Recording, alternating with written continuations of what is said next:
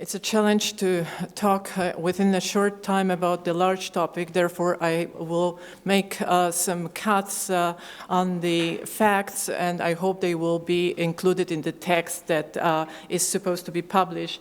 Yet, I need to focus on some basic elements of the topic today. I'm going to talk about the challenges, but also about the achievements, and I will start with the achievements of Krakow in commemorating the Holocaust. First of all, I need to remind that Krakow was the site of about 65,000 Jews before the Second World War. About 10%, only 10% of them survived. That means that the rest perished.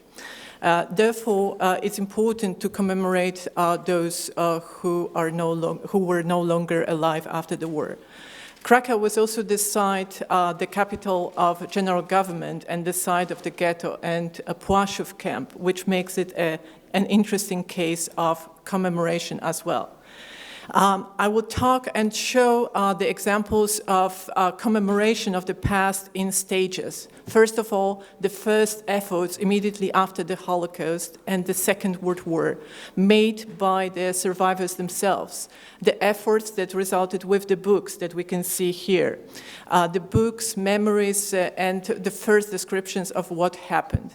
It took much longer to establish any memorials in the city itself. And the city had at least several locations in the center, in the district of Kazimierz, and in the district of Podgórze to be commemorated. The first place that became the memorial itself was the area of the ghetto. The ghetto that hosted, if I can tell it like this, over 20,000 people. And the first memorials that existed in Krakow were, in fact, the remaining ghetto walls that became, without any descriptions, the place where people gathered and when they were thinking about the Holocaust. Then the second place that was also present in the area of the ghetto was the pharmacy under the Eagle. The building itself served as the memorial even before it was marked, even before it was turned into the museum. And then it was the Jewish community, the survivors, who started to put some plaques at the area of the ghetto, commemorating the resistance, commemorating the heroes, and commemorating the victims, like the plaque in the Ghetto Heroes Square. Another site which became the location of the memorials was the area of Płaszów camp, first forced labor camp, then the concentration camp during the Second World War. The memorials that you can see here, the big one was established in 1964, so it was still during the communist time, and in fact it's typical for the symbolism of the memorials at that time, without mentioning Jews as the special victims, as the victims of this place. That's why the Jewish community of Krakow established another memorial, which particularly mentions the Jews as the victims of this place, only because of being Jews. This is the memorial on the right-hand side. And these memorials were not enough to commemorate those who perished, because in fact they were only limited to two spaces. So that's probably why there was another memorial established in the district of Kazimierz, founded by Nussbaum Foundation, and it mentions in fact the wrong number of 65,000 victims from Krakow. Not all perished, but it's the Holocaust Memorial at the site of the living, at the site of the Jewish quarter. Another attempt to commemorate the Holocaust is through commemorating the righteous among the nations, those who helped. And in fact, this is the plaque that was put in the center of the city, and it's very, I would say, optimistic and pathetic, mentioning many of those who helped the Jews and many thousands of Jews who were saved thanks to them. These are the efforts of the first stage, as I would say. Certainly, the change started in Krakow, as it started in Poland after the collapse of communism. And in case of Krakow, it was like the transit time of the 1990s when people started to think differently about the commemoration. The result of the new projects commemorating the past, we can see at the site of the ghetto itself.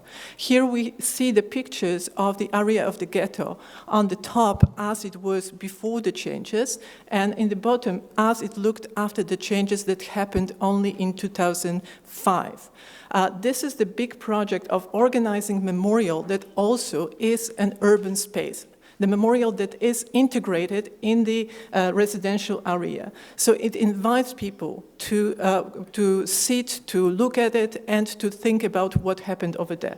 Of course, the symbolism of this place can be discussed in hours, but I will limit myself to just showing some photographs of the church symbolizing the emptiness and some elements of the decoration reminding the meaning of this place, which was the ghetto. And this also shows that only part of the ghetto is commemorated in this way. But in fact, this is the most important part of the ghetto. The place of executions, the place of roundups, the place of also the meetings of the Jews in the ghetto, the central square. There are also several elements commemorating the past of the ghetto around the ghetto area, and this is basically the trail marking the most important places with some small plaques. But what's the most important is the March of Remembrance happening every year, and it's the occasion for the local people, but also international visitors, to commemorate the liquidation of the ghetto and to look at all the places related to the history of it. In fact, I mentioned the changes that happened after the year 2000 in Krakow, and one of the big changes is the trail of the memory trail, the Trail of Memory, which is within the Krakow's museum, the Krakow's History Museum. And today there are 3 units, 3 branches that commemorate some aspects of the Holocaust, local aspects of the Holocaust, such as Schindler's Factory, that is the location of the exhibition, permanent exhibition, Krakow under the Nazi occupation, the former Gestapo prison in Pomorska Street, which also includes Jewish victims of this prison. And the third place is the Eagle Pharmacy. These are the branches of the Historical Museum of the city of Krakow. And here are just some snapshots of the exhibitions over there. One of them, Apteka pod Orłem, the pharmacy under the Eagle Pharmacy, has been changed several times, and today's exhibition was only established in 2013. But the most important place that is dedicated to putting the Holocaust, local Holocaust, in the context is the Schindler's Factory, the museum in the Schindler's Factory, which marks the existence of the general government, which marks also the different forms of persecutions, not only of the Jews, but also other groups of local population. But its significant part is the commemoration of the ghetto and Schindler's Factory and Płaszów camp. The museum itself is also the occasion to commemorate those who survived, thanks to the support of Oskar Schindler. But also, it was the opportunity to commemorate individuals, not just the groups, not just the numbers, but also individuals. And this was the change in the quality of commemoration, that the individual stories started to be heard. And of course, it revitalized not only the part of Krakow, but also it revitalized the memory of the past, the memory of the history. And I cannot skip the impact that the movie Schindler's List had on all these processes. So today in Krakow, as we look at the achievements, the history of the ghetto, the Schindler's Factory, and the history of the Holocaust, it's part of the local history. It's integral part of the history of Krakow. And you can see it as you look at the advertisements of the guided tours around the city here. And it's interesting for the audience, which we can find looking at the lines to the museum. But of course, there is need to do more. There are still challenges to commemorate individuals that haven't been commemorated. Or haven't been commemorated properly, like Tadeusz Pankiewicz, the righteous of the nations, who was the owner of the pharmacy Under the Eagle, like David Kurtzman, who was one of the Jewish leaders who helped the orphans during the ghetto. But also there is the need to commemorate the places, like those reminded us at Galicia Jewish Museum, which is in fact not the Holocaust Museum, but it's the tribute to the Holocaust victim. And of course, the biggest challenge today is the site of Płaszów camp.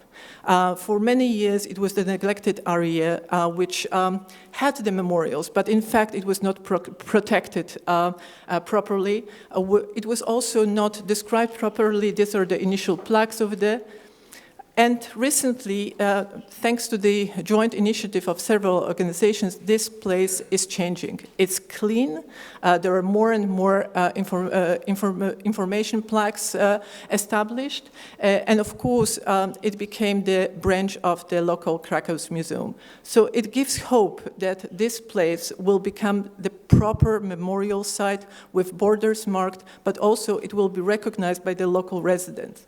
And I think this is the big challenge of Krakow, to keep the balance between the memory, commemoration, and the residential area and the rights of the local residents, like in Płaszów, which is surrounded by the blocks of flats, and people treated that location as the park. They need to remember the past. And I believe that there is a way to balance both functions. Thank you.